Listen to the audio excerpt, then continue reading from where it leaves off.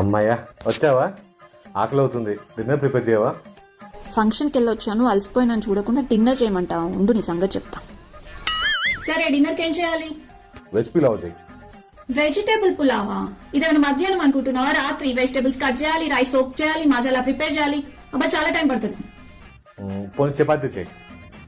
చపాతీయా?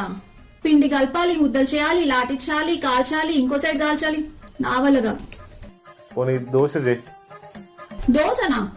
ఏమైనా ఒక్క దోశతో ఆపుతావా? 10 దోశలు తింటావు, గిన్నె చట్నీ తింటావు. అవసరమా ఇప్పుడు? పోనీ ఇడ్లీ చేయవే, ఈజీనే కదా.